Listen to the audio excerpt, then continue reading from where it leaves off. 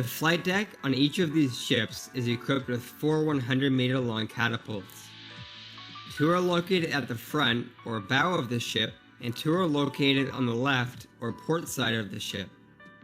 The 2 catapults on the port side cross an angled runway, which spans from the back or stern of the ship all the way to the front of the port side.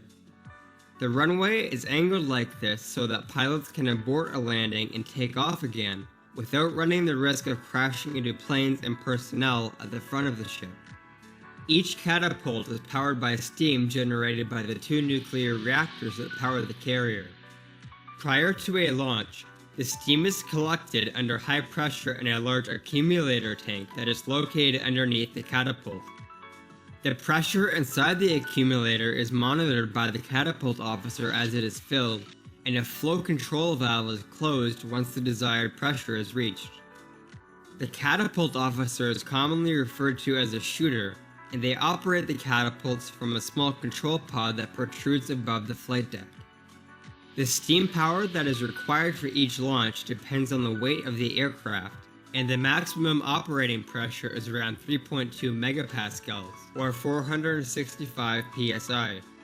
As the accumulator is being pressurized, an aircraft is positioned at the beginning of the catapult, and a jet blast deflector is raised behind the aircraft by hydraulic actuators to protect equipment and personnel from the jet blast. A tow bar on the nose gear of the aircraft is connected to a shuttle that protrudes through a slot in the flight deck, and a metal bar called a holdback is secured to the back of the nose gear to hold the aircraft in place until the catapult is fired. The shuttle is attached to 2 spear-shaped pistons that run inside parallel steel cylinders with open slots in the top. These cylinders are positioned just below the flight deck in a long trench, and they run the entire length of the catapult.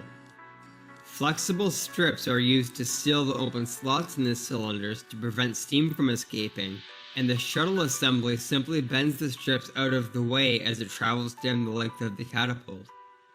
The shuttle assembly is also fitted with wheels that run in a track between the cylinders and the underside of the flight deck.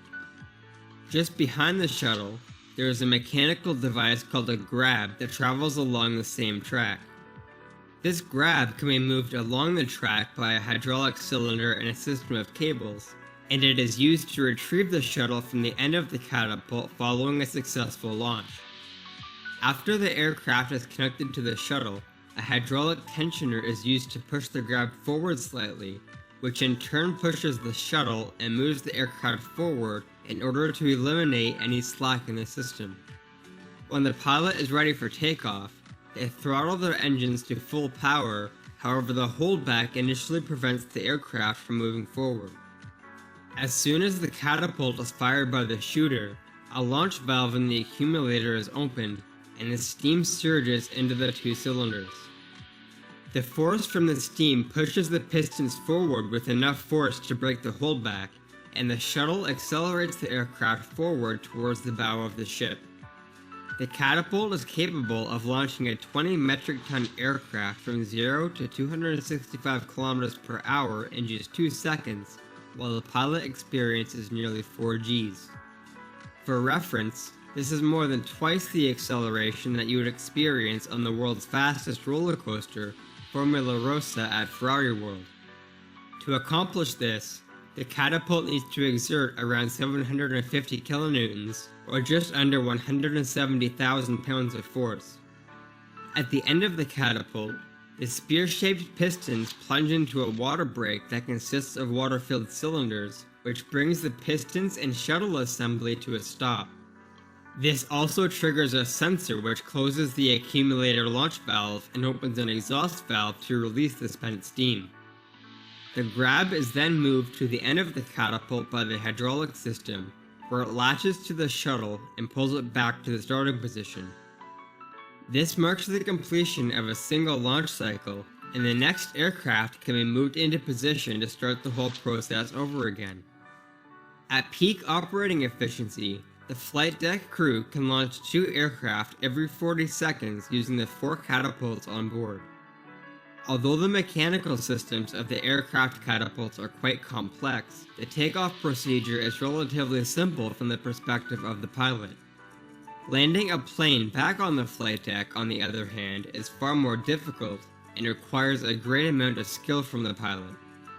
There are 3 to 4 steel cables called arresting wires that span the width of the landing runway at the stern of the ship, and the pilot must catch one of these cables using a tailhook that is deployed from the rear of the aircraft. It is necessary for the aircraft to approach the runway at a precise angle in order to accomplish this, and so an optical guidance system is used to help guide the pilots in for landing. The guidance system is comprised of many lights and lenses that are mounted adjacent to the runway, and the pilot will see different colors and patterns depending on the angle of their trajectory as they approach the ship. As soon as the aircraft touches down, the pilot throttles the engines to full power as a precaution in case they were not able to catch one of the arresting wires.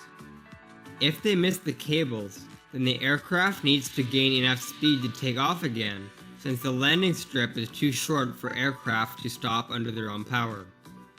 If the pilot is successful in catching one of the cables, then the kinetic energy of the aircraft is absorbed by a hydraulic system that is located beneath the runway, which brings the plane to a stop. The end of each arresting wire is attached to a steel cable and pulley system that wraps around a hydraulic cylinder. As the cables are drawn out by the landing aircraft, the hydraulic cylinders are compressed, which forces hydraulic fluid out of the cylinders and into 2 piston accumulators. The pressure inside the accumulators increases as they are filled, reaching a peak pressure of about 4.5 megapascals or 650 psi just before the aircraft is brought to a complete stop. Once the aircraft is detached from the arresting wires, the hydraulic fluid is released back into the cylinders, which causes them to extend and retract the wire. This system is capable of stopping an aircraft traveling at 240 km per hour in just 2 seconds over a distance of about 100 meters. The aircraft catapults and arresting systems on modern aircraft carriers employ some impressive engineering to make these giant floating air bases possible. Without the ability to launch and land planes on a confined flight deck, warships like the Nimitz-class supercarriers simply wouldn't be feasible.